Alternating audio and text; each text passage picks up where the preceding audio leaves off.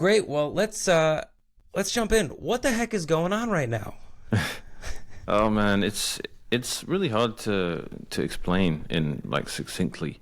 Yeah. But it's basically just it comes down to how much we really want to carry on the precedent of fighting people trying to use Bitcoin for non-monetary stuff. Because we have a long history of treating that with hostility. That's been a thing since Satoshi was around, and but it's a perennial struggle. There's some things you fight, like the block size war, that was fought, and it felt like that was just resolutely won. Though you still do have people come back around, like the weeds do start growing in from the side of the garden, going like, "Hey, I think we should increase the block size. What about increasing the block size?" And you get it from various people. But it's not that much of a perennial struggle because it's just such a hard thing to change. But spam that's just a different kind of thing. That is more like weeding. And you've just had like I said, a long history of developers and Bitcoiners being really hostile to people trying to store arbitrary data inside the blockchain. And the minute that attitude goes, which it kind of did in 2023, Yeah. it's just a complete and utter shit show, and the blockchain just gets turned into a garbage dump that no one in their right mind wants to store, and no one that wants to use it as a monetary network is interested in competing with. So like you're at the peak of a bull market, and you see repeatedly just empty blocks or half full blocks because no one's really using it for the purpose it's intended for, and you have these people saying, well, what about miners making money? We need to come up with other ways for them to make money, and what if we stuff the blockchain full of trash? And there's just no regard paid to the trade-offs of that, and the fact that we have to be oriented around the fact that it's really hard to get people to run nodes, and Bitcoiners do need to run nodes, otherwise we're just another centralized shitcoin. And that's probably a battle we're going to lose, but we might as well die trying, because if we do turn into a centralized crypto, that was it. This was the best shot humanity ever had, and we failed. And so it's just, I liken it to just any battle where there's, you're outnumbered 10-1, and you're like, well, obviously I'm going to fight, because the alternative is just die. I either go down fighting or I just go down. So I'm going to fight. So here's a question for you that I would love to add some clarity on, because you hit on it immediately, which is that this is actually a really complicated conversation. And it's a complicated conversation because it's two things that are hitting each other. One of them is the technology itself. And then the second thing is the ideology and the implications or the second order effects of changing or adjusting technology. So in that vein of thought, I did some initial digging trying to understand really what the heck was going on, because there was this conversation that's happening in the email list. There's this conversation that's happening in the GitHub that becomes heated. People start upvoting, downvoting, blocking. Okay, let's try to stay focused on understanding what the core disagreement is. Mm-hmm. The best I could come up with, and you tell me if this is an accurate or fair representation of what I'm seeing as the disagreement, is that you, the Ocean crew, a whole slew of other folks are staunchly in opposition to non-monetary uses for Bitcoin, period, the end. Mm-hmm. And in contrast to that, you have folks that are saying they're taking more of a pragmatic as opposed to an ideological approach, maybe is the way to frame it. And what they're saying is, listen, the cat is out of the bag. We are in a position where, through the evolution of Bitcoin, now we have the technology where, whether we like it or not, people can shove their data into our valuable blocks. So the best that we can do is change this parameter that allows people then to essentially, I on the podcast yesterday talked about it as like, somebody pooping in the park, right? Instead of pooping all over the park, we've given them just one section to poop in. Go to this section of the park. Is this an adequate or fair representation of the nature of this disagreement? Not really, because both sides have an ideological argument and a pragmatic argument. So it's Okay. not ideologues versus pragmatists, because actually both mentalities are represented on both sides. But Help me break that down. in the case In Yeah. the case of the opposing side, and I'll try and steel man as authentically as I can, they're saying, well, on a technical level, they're saying there's not really a lot you can do about it. Let's just try and get the arbitrary data people to do the least harmful things they can do, because not all attacks are created equal. Some do more harm than others. And in the case of creating fake pub keys, that was the motivation for OpReturn in the first place.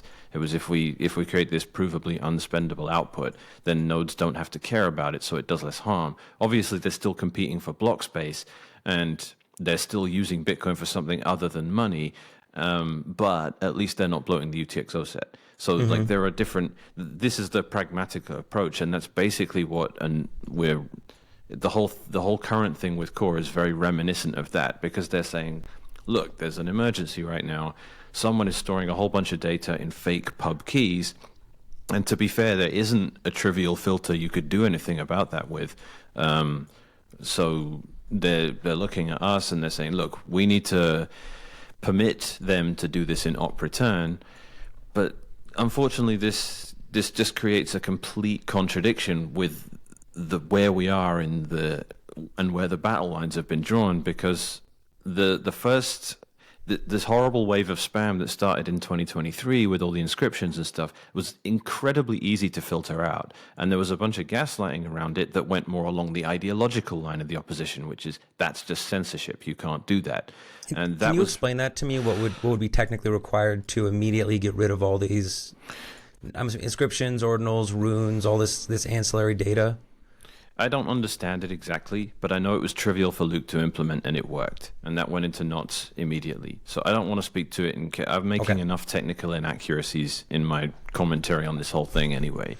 So, but I mean, it's the exploit they were using was something that's a combo of SegWit and Taproot that allowed them to ignore OpReturn and to not even create fake pub keys, but instead just have a bit of script that was being declared false before it started. So it was op false, then it was op if, and then you stuff a bunch of stuff that isn't witness data inside there, and then, op end if.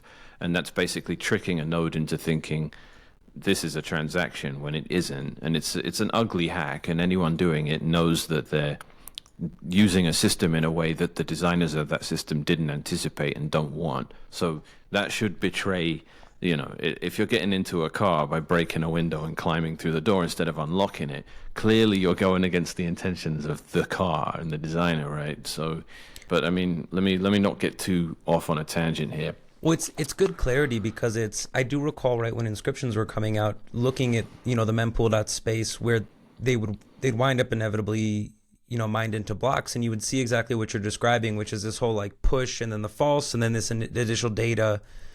So if I want to represent you and understand it correctly, what you're saying is that the mere fact of using it in this kind of way is what Luke is expressly calling an exploit, a bug, and that is what we're standing in rejection to. We're not trying to say like, oopsies, people are doing it. What you're saying is something different, which is, no, they're expressly using something that is an error, is a mistake that should not be there in the first place. Yeah, it's a human level analysis of what the behavior is. It's not, you can trick a Bitcoin node into thinking that's a Bitcoin transaction when it's a giant JPEG masquerading as a Bitcoin transaction. Of course you can trick a computer, but you can't trick a human.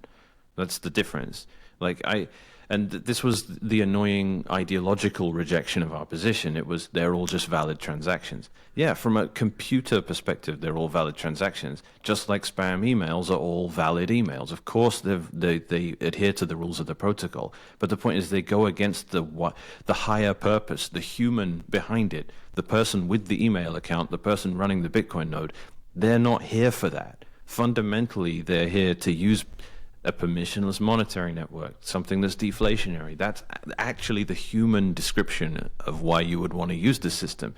And hijacking that to be like, I can trick you into storing my pictures, is clearly something that's being done it's an exploit, or just even on that kind of human level, right? Even if there's no practical way for you to differentiate it on a technical level, there's no point lying about the fact that those are just valid use cases. That's not a thing. That's an attempt to shoehorn in a different use case and to rewrite the whole purpose of what was done.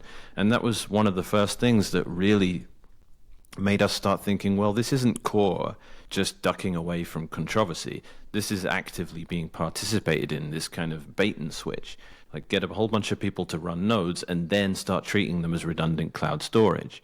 And that was because they rewrote some documentation around what the purpose of this was, and I forget the details, but it was done in a very sort of, I'll slip this in an unrelated pull request and probably no one will notice. And it was basically, there's a bug, and rather than fix the bug, we will rewrite the intended behavior of the program so that it's no longer a bug, which is, and people were making all sorts of memes like, doctor with an x-ray saying, you've got a broken rib, but we used Photoshop to fix it, so you don't have a broken rib anymore. And that was kind of the meme that was created about it, and it's fair. And to finish an earlier point I was making, you don't have, I forget, it slips my mind, but it'll come back. So this is a really meaty and interesting conversation to dive into, because what it sounds like you're speaking to is that it's the humans behind the protocol that are working on the protocol level, that you have to understand that as a driving force of the way the protocol is going to be used. We often, and I've very much been guilty of it myself, where, coming from the mining space and coming from the space of not being, a developer, and especially not being a core dev, your sense of this thing is always one of, well, okay, there's somebody doing something, they're programming, they're trying to fix bugs, but it's easy to assume that you're just kind of letting the broad market decide, right? The people will decide, it's permissionlessness. And what you're not often saying is, oh, is there an incentive for somebody to include XYZ in the core code? Because your assumption, and mine is as well, is that it's so contentious, it's so difficult, having been in Bitcoin since, a chain split, and having seen the million things that have forked off of Bitcoin, and having seen all these other altcoins kind of rise and fall, I think it's easy to assume that, oh, well, it's a huge apparatus. Maybe it's too big to move. It's like a large governmental entity. So I suppose the question I have is how do you better express this to people? Because when you say it to me, then you say, well, listen, it was actually something that people are using Bitcoin in a way that it is expressly technically not intended to be used. And if that's a bug, well, we should patch it. Mm-hmm. Well, why should we leave it? Like, what's the counterpoint? Why would somebody argue that we want to leave that bug in the code? Why would I go through the trouble of just rewriting my docs to make it seem as if it's not? Yeah, so again, I'm really trying hard to be fair to the other side and not keep straw manning them. Because, I mean, there's just so much, despite that, the common thing I come up against is the nirvana fallacy, which is you cannot ever stop someone getting, someone using the blockchain in this way. It doesn't matter what you do with spam filters, it's going to end up in the blockchain one way or another. And that's the nirvana fallacy, again, because you can massively reduce the amount that it happens, and using these private mempools and slipstream and things like that to get around the fact that the network is hostile to what you're doing presents a cost. And playing games of whack-a-mole are annoying for people that want to do it. And we were always happy to take on that burden before. And it was relatively successful, and you don't need to completely win. And this was one of the things that happened right at the beginning of the contention of this last episode of Spam Wars, which is this, like I said, it goes back to the beginning of Bitcoin. They were just like, well, fork, go ahead, fork. Here, I'll help you. Here's a patch. You can soft fork out the stuff. And we're like, we know why you're doing that, because it's the wrong tool for the job. You can't fork and change consensus rules to get rid of spam every time stuff starts happening that you didn't anticipate. You just make a sort of general, okay, this is a thing we do every few months. We have to, something starts getting out of control and you need to bonk it on the head. And that's enough to kill it. So a few weirdos will carry on using the chain for that, but they're not going to be able to get the kind of momentum that can actually do serious damage, where it's like we have months of the blockchain being absolutely filled with complete trash and no one is attempting to make any Bitcoin transactions. I'm not saying there's like a threshold wherever you set it. It's a spam thing.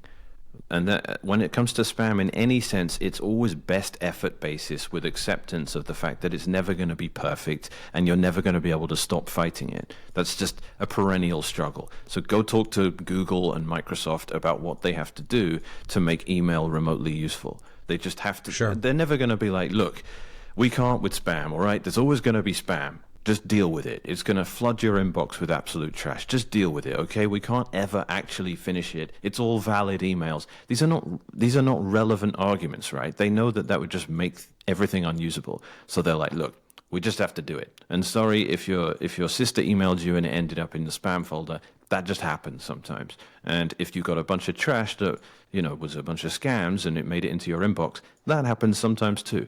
But everyone agrees that this is a rational way to make something just usable. And if you go the ideologue route and go, there's no such thing as spam, these people are paying transaction fees, you'll never completely defeat it, there's no point trying. That's new. That is a new position to take. We never acted like that in Bitcoin before. And it very quickly makes people go, well, now I can start a new company and do whatever it was I was planning on doing on Ethereum for years over in the Bitcoin space. I can dupe a bunch of investors and, just gullible gamblers, really, that don't understand that there's no meaningful difference between doing it on a private database and doing it on Bitcoin. I can make them all think it's somehow much more legit because it's Bitcoin, right? And it's Bitcoin, not crypto. And then that whole narrative bites us in the ass. And then what are you left with? You're just left with runaway nonsense where everyone that's running a node is just entirely annoyed about the fact that this is being sort of hand-waved through by people whose responsibility is to take this seriously and who are making all sorts of lame excuses saying, well, you're always going to have spam. There's nothing you can really do about it. But this is one of many arguments they have against it, right? And like I said, anyone's going to say, you just said you didn't want to straw man them, and then you just used the weakest argument they have. Fair enough. There are better arguments than that. But at the moment, I'm struggling to come up with one, but there's around 8 or 9 points they consistently make where they say you shouldn't be doing this. The other is miners are it's somehow good for miners if they include this stuff, and the maths on that doesn't check out because it barely moves the needle, because the reality of Bitcoin is we're only a couple of halvings in, and miners are making 99% of their income from subsidy. So transaction fees are basically a rounding error for them. And if you fill up a block with spam versus transaction fees from actual transactions, in any reasonable context, the fees work out about the same, because if people's mempools are full of spam, then the genuine users also have to bid up to similar prices, and there's a big enough pool to pick from. So I want to make sure I understand, because in all due fairness, I don't want to straw man anybody either, and I want to make sure this is a conversation between us, and we planned this over a week ago prior to everything kind of unfolding. It is really important. I do really want to make sure that I fully understand the position that you're expressing, not to attack it or to strawman somebody else or to do anything, but just to make sure I fully understand the position and the vision that we want to articulate here. Is that you're saying essentially, if I understand correctly, it's not good enough to simply say, okay, we'll give you a designated spot for screwing around with non-monetary transactions on chain. Your position, if I understand correctly, is no, that's actually a non-starter. It's not something that we're interested in kind of having this discourse about. We want to preserve fundamentally the monetary functionality of this thing. And so it's not about negotiating where somebody adds non-monetary utility. It's about recognizing that they'll always try to do it, and it's something just like spam that you have to always be cognizant of. Yeah. Is that a fair representation? Well, it depends how that framing is used and what it's being attempted to justify. Because that, I actually think it is very reasonable to do that. Like I said, that was the motivation for OpReturn. If you're gonna spam the chain, can you do it this way? Because that's less harmful. And that is, on the face of it, exactly what Core are trying to do at the moment. Because people are creating a bunch of fake pub keys. And that's more harmful than other types of spam, like putting it in OpReturn, because it bloats the UTXO set, and we know how bad that is. But this is a trade-off, because in negotiating with people that are actively and openly hostile to Bitcoin and want to create problems for us, like a lot of it's just outrage marketing from these scammers, because they know if they can annoy us, like the ordinals people do by attacking fungibility and all that, we get outraged, we yell about it, and that gives them more attention for their scams, right? So that's a trade-off. Even, if you respond in any conflict, you risk escalating things, and Sure. that's just a trade-off, right? Am I going to lie down and there's no right or wrong in that. It sucks in either way, but the point is, OpReturn's valid, right? I do appreciate the effort of saying, okay, pragmatically, people are going to do this. Let's give them a less harmful way of doing it. But the problem with that is, what happens when they say you didn't give us enough, which is exactly what's happening at the moment with Core, who have said, okay, we've had this back in the OpReturn wars, you introduced the thing and you changed the size of it a bunch of times, and Knots kept it at 42 bytes, Core ended up with it at 83 bytes, and that was like the most unbelievable amount of drama, just having those two values set at different things, because Knots doesn't allow the pre-commits for Samurai coin joins, and they were like, oh, this is government censorship and all this stuff, and we're like, look, man, that's been there since 2014. There's nothing to do with you. Your product didn't even exist yet. And a lot of people were just inelegantly going, that's censorship. And we're like, well, why can you have it at 83 bytes and that's not censorship, but 42 bytes is? We're talking about how much of this stuff do we permit. We're not talking about who does it, and we're not doing it at the behest of any government or anything like that. But that's a bit of tangential context. But the point is, there's OpReturn. This is the sandbox we'll let you play in. 42 bytes is enough for you to run a whole side chain. You can hash everything and anchor it back into Bitcoin, all you need. There's essentially an infinite amount of room for you to play with there in just those 42 bytes. You can do so much with that. But some people say we need more than that, right? And the trouble is, now they've come back and they said, we need more. And if you don't give us more, we're going to carry on creating fake pub keys instead, which is really harmful to you. So they've kind of lit the gas, and Core are sitting there saying, well, this is awful. We've got all these fake pub key outputs being done, and they can't switch over to the less harmful method of OpReturn because there's a spam filter there preventing them from using the amount of data they need, whilst simultaneously taking the position that spam filters do nothing, so there's no point in implementing them. So this glaring contradiction has been infuriating, because we've been saying, please update the filters to include what they're doing with inscriptions, and they said there's no point, they don't work. Oh, look, we're under attack in another context. We need them to use OpReturn, but they can't because there's a spam filter stopping them. So they've way overplayed their hand, and they've definitely crossed the Rubicon by saying, we're not just relaxing OpReturn from 83 bytes to 256. We're just nuking the boundaries completely, and this goes way beyond spam. We're not even going to allow users to configure it anymore. And that, to me, that's a different conversation from spam. It's related, but it's different. That comes down to, you have control over your mempool. Like, I will accept blocks from a mining pool that is full of garbage, but there was a proof of work requirement to that. You spent hundreds of thousands of dollars on it in electricity on average to mine that block. To spam my mempool, there is no proof of work requirement. You just connect up to me, you send me a bunch of junk, and you expect me to relay it around the network. I have a choice over that. That's my computer. That's a voluntary, unpaid thing I do. You can't just take that for granted unless you're literally an Ethereum developer who just doesn't really care about decentralization or people's ability to run nodes. And that is my wider cultural point, which is, why is that becoming what's relevant culturally? But to finish off the point, what Core are doing with that, just blowing out the doors and saying, all right, no limit on OpReturn. You can have a whole block that is just an OpReturn, and all node users now are going to be forced to tolerate that and relay stuff that attempts to do that around the network. and we're nuking their ability to have a thing there, any sort of say in that. Guy Swan, again, he killed it with the analogy. It's like the local authority said, you're not allowed to have a fence anymore around your backyard. And you're saying, well, screw that, I want one. And they're saying, look, we've done our analysis. 3 months ago, someone climbed over someone's garden fence. They don't work. You're not allowed to have one, and sod off. Like, this is basically the attitude of it. And then there's a bunch of insults to injury, like people getting banned off of GitHub and not being allowed to talk, and there's some discussion around process there, and obviously that is like a really bad political faux pas, and everyone's like censorship in core, and that I was the one that got blocked, right, along with Marcellus. I'm not even that mad about that. I understand that these moderation policies are basically impossible to get right.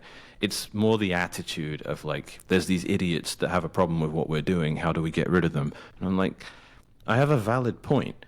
Like, this is worthy of discussion. I know I'm not. Here's a question for you, because this conversation, somebody posted up the image of node distribution, and we're so used to talking about the risks of centralization as they would exist in the context of geographical centralization of hash rate, centralization of templates, which is a really substantial censorship risk. Mm-hmm. But we don't often talk about censorship, or not censorship, but centralization in the context of node running. It's often the case that if you're running an Umbrel or a Start9, you're not necessarily selecting between what you're running. We have predominantly core, which is what we are running. What I'm hearing from you is that there's this sense that your needs aren't being met through the existing kind of largest representation of programming power that stands behind the core.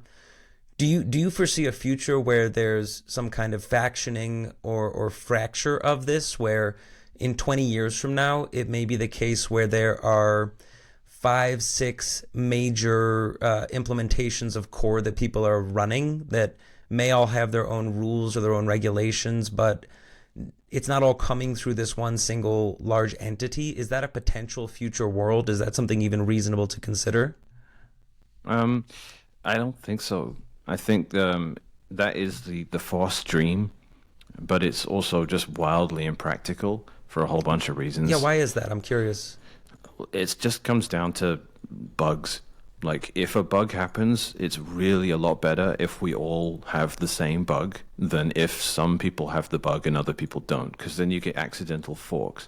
So it's not just the data in the blockchain, it's how it gets interpreted by the database language of the implementation.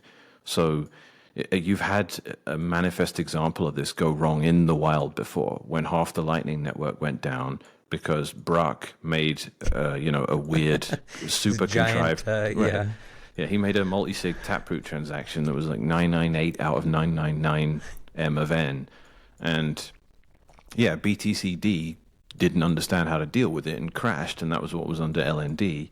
And Bitcoin Core was fine with it, and Bitcoin Knots was fine with it. So Knots kind of accepts that pragmatic limitation we have there, that if you're going to not be Bitcoin Core, you basically need to be Bitcoin Core with a very, very clearly defined deviation from it, that everything that happens in Core gets rebased onto Knots. It's not a ground up implementation written in like Rust or something. It's, if you go that route, the chances of the network not just, every couple of days just collapsing and then needing to recover is high. And if there's now a 0.1% chance of that happening, that's too high. Bitcoin can't survive in that. Like, it needs to never do that. Like, if Bitcoin was just like, oh, there was a weird bug that happened, like, it took out BTCD nodes, those don't really matter because they're not significant enough. If there was like 20% BTCD, 30% Knots, 30% Core, or something like that, events like what Barak did, taking down the whole network for hours, and there's like no new blocks, no transactions, like Bitcoin can't. It'd be insane. It will be a laughing stock. So the practicalities of that are not good. And this is really annoying because, again, it's another ideological, get out of jail free card. They're like, hey, if you don't like Bitcoin Core, just run something else. And I'm like, that's not a practical suggestion, okay? basically we are centralized around Bitcoin Core, and there's no point pretending we aren't unless we're trying to posture and make ourselves look so much better than the Ethereum Foundation and stuff like that. The real Bitcoiners know we have some horrible centralization issues that aren't really fixable in any practical sense, where we just need to operate on a best effort basis. And the question always becomes, well, then let's just hope core remain good and that we can rely on them to steward the ship in a good way, because basically everyone's forced to use them. So you do have this pretty pragmatic option with knots where it's like, all right, we'll be core, but in a way that doesn't undermine the sovereignty of users, but we won't deviate in a way where there's significant risk. And you've never seen an event where a whole bunch of knots nodes went down, because it's that similar to core. Mm-hmm. That's a pragmatic approach, and Bitcoin is all about pragmatism. So that's kind of the lie of the land there. And I think this old, like if you don't like what Ubuntu does, you can switch to Mint Linux or something. Like, yeah, all right, it's not really a fair. It doesn't apply here. Like, we're trying to have a perfectly reliable monetary system. You can't just be like, oh, screw core, I'm not going to use this anymore, I'll just write my own. That's anyone saying that isn't really, they're just telling you to F off without really saying it. Like, that's so in some sense what you're saying, if I'm understanding, is that we have to be having the ideological conversation all the time because of the power or the centralization that exists within core as an apparatus. It's almost it's incumbent on us to stay sort of ideologically focused because the risks are so high. Is that kind of an accurate way to express this? I think it's a combination of ideology and pragmatism. I don't think you can afford to be ideological in scenarios where things are breaking. I think then you have to be practical. And my favorite example of that was the accidental hard fork in 2013 that was the Berkeley DB fiasco, where you had people on, I think it was Bitcoin Core 0.8 versus people on 0.7. I think it was that. Don't quote me on that. If I get it wrong, it's not a huge deal, because the essence of it I have correct, which is you had an accidental fork where there was just an integer, I think, that could just get much larger on one fork than the other. So the other had to sort of reset to zero thing because it just didn't have enough allocated to it. And there were two approaches. There was the ideological approach, which Gavin Andresen took, which was let the free market sort it out. That was literally what he said.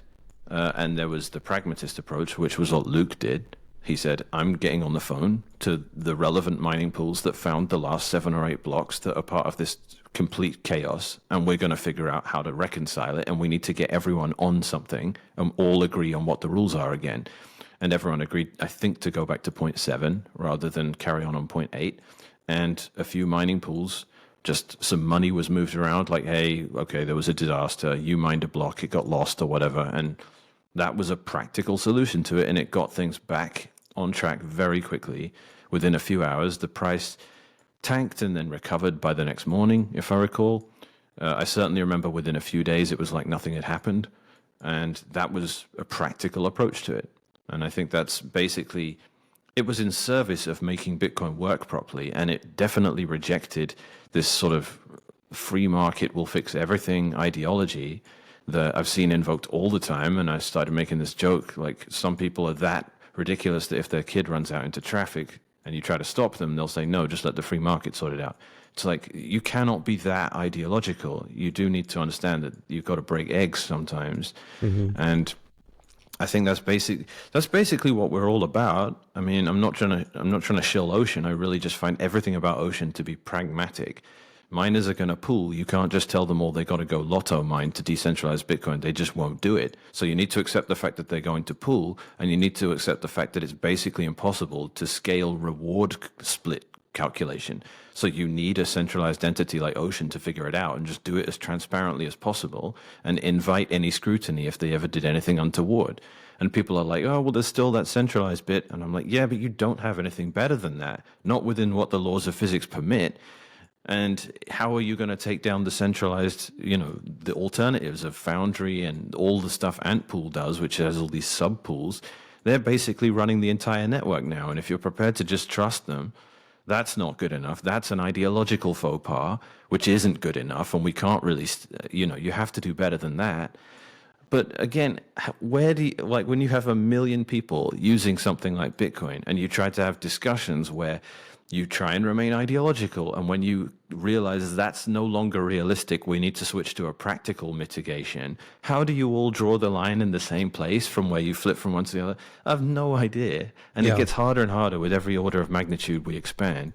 So I'm exactly. just like, if we can keep this thing running, I'll be very happy. But you also just can't settle for it becoming complete centralized trash, which is the trend, because that's just how people are. People are lazy. They don't want to run nodes. They don't understand that they even need to.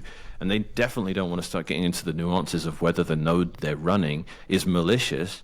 Even if the people maintaining it are well-intentioned, they might accidentally be doing harm. So, like, how do you have a cohesive conversation like this where everyone just goes, yeah, we agree? I don't know. It's really messy, but I'm trying not to put any misinformation out there and be as accurate as possible and try and explain it in a way where everyone goes, I think he's right. And if I'm not right, I will correct myself. But this spam war's been going on for a couple of years now, and it seems that there are sort of low effort characterizations of it, like, oh, the core developers are just on the payroll of the Taproot wizards and stuff like that.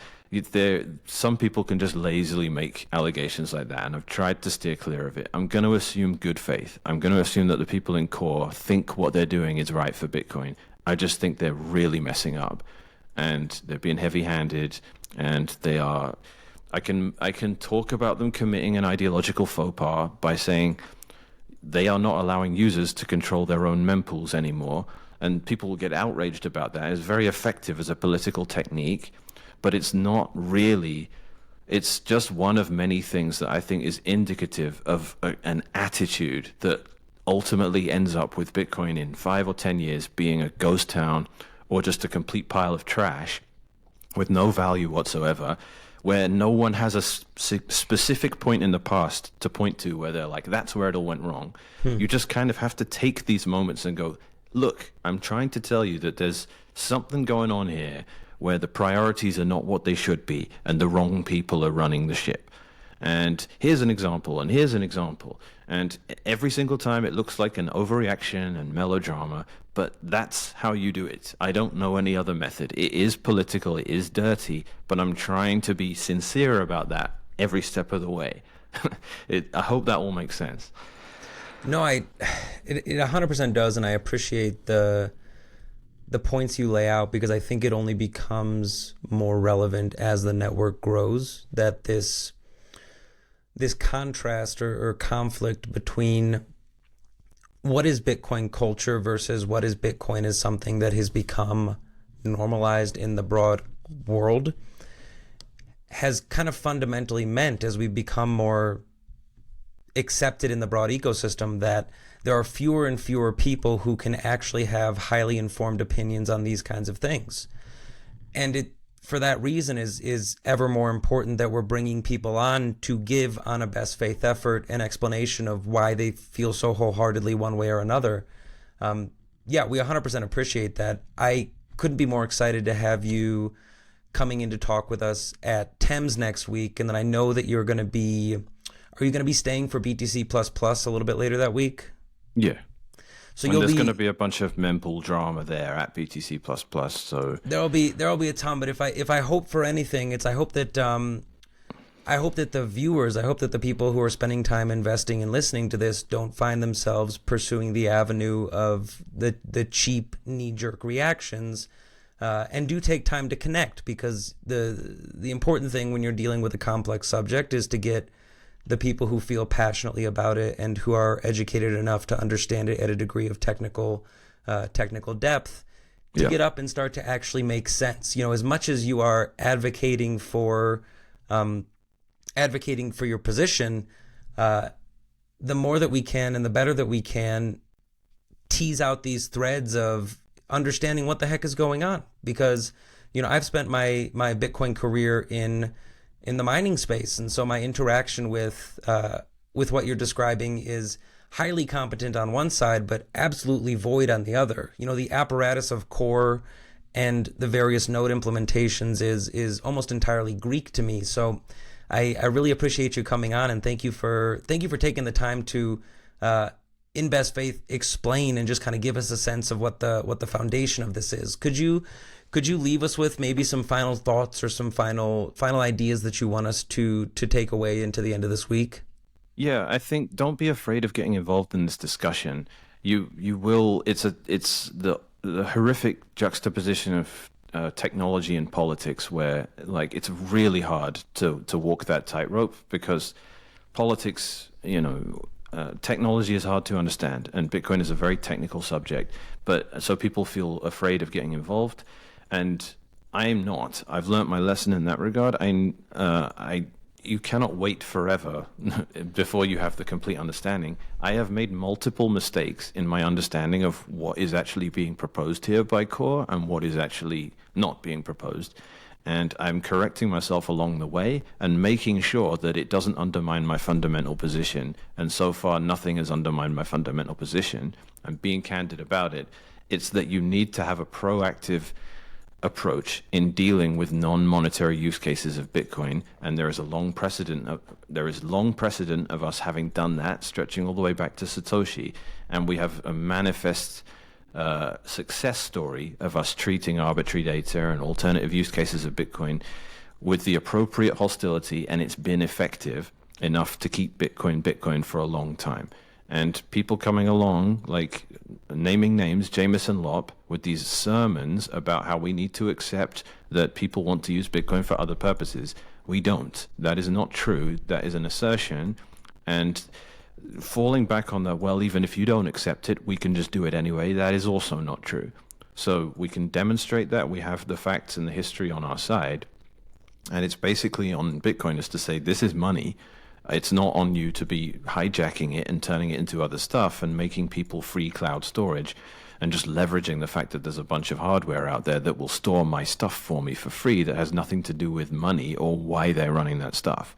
So stay true to the purpose of it. Bitcoin is money and it should be used as such, and software will develop and change over time, and the way it does so is a reflection of the users of that software. So if the users of that software are all scammers selling people NFTs and JPEGs, Bitcoin becomes conducive to that activity, and then there are no nodes, just like there aren't nodes in other ecosystems where that was a priority.